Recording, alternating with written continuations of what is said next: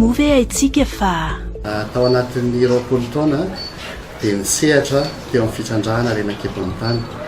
indrindra tao anatin'ny fitrandrahana fasika mainty moa zany izay fantatritsika amin'ny hoe sabla ilmenita toan'ny kahany base toliara.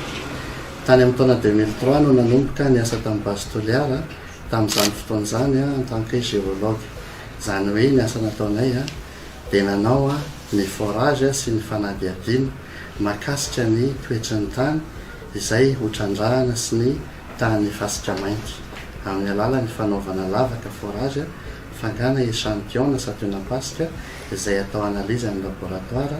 entina mamantatra ny faritra izay hotrandrahana. Tamin'ny 2005-2006 zay dia ny andraikitra manokana ny andrana amin'ny fitrandrahana na ny essai d'exploitation avec usine pilote. Ny andraikitra tamin'ny fitantanana ny usine pilote dia ny mamaritra ny toerana hotrandrahana eo amin'ny lavaka eo amin'ny 10 metatra fa 10 metra fa 10 metra eo zany izay nangalana ny fasika ary nahodina tamin'ilay usine pilote eo amin'ny 7 eo zay no olona niasa tao amin'ny site tamin'izany fotoana zany. Ny andraikitra moa zany dia voalohany indrindra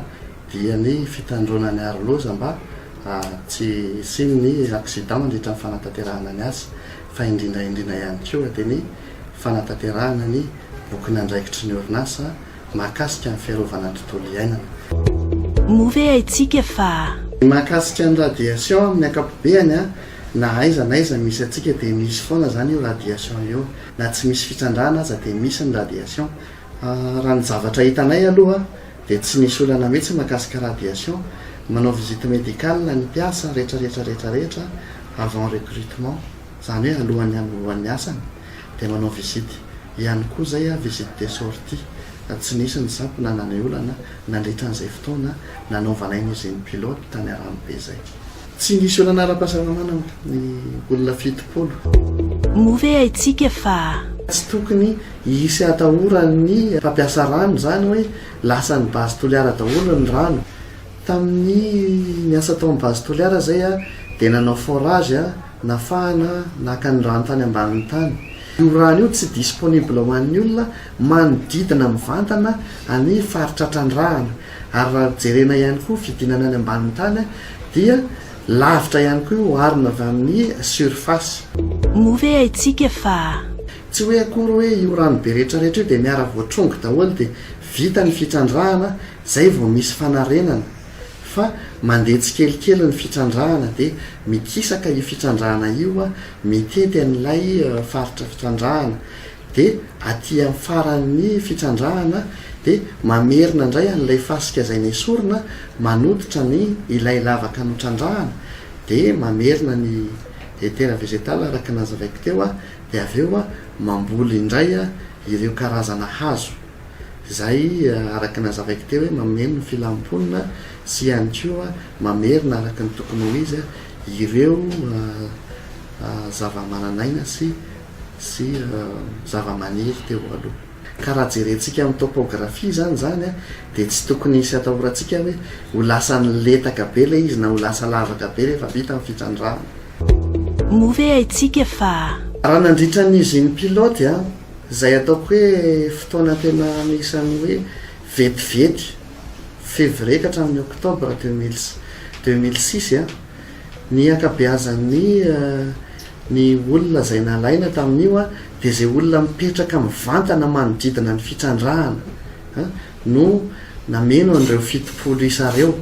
Zany olona mipetraka manodidina mivantana ny fitrandrahana zany dia olona mpandehandeha ao anaty ala zany. Fa rehefa nandeha niodina teo amin'ny 3 volana teo zahay dia taitra daholo ny akabeazan'ny olona zay nahafantatra, ary nisy olona manana qualification be dia be nangataka hoe aleo ataonay ranga io asa io fa maninona zay no tsy niteneninareo, na dia mbola usine pilote ary zahay tamin'izany fotoana zany dia tena anisany nahafapo ny mpiasa. Moa ve haitsika fa ny grande mine na ny fitrandrahana goavana toa ny base toliara, Ambatovia, QMM ny any Mozambique ireo zany dia fehezin'ny lalàna iresa-pirenena, ary ireo dia amin'ny tsenany borsa ihany koa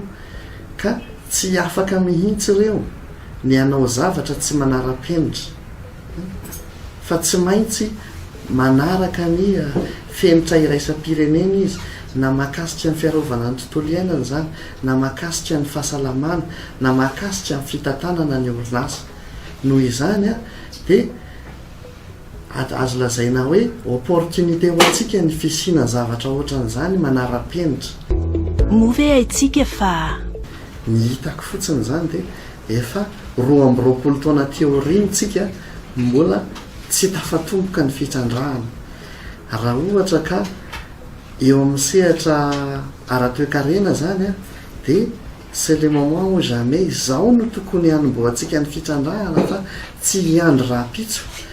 Ohatran'ny vokatra rehetrarehetra ihany io mandroso ny teknôlôjia dia mety misy ny produit de substitution na ny karazana mineraly na metaly izay mety hasolo ny titanium.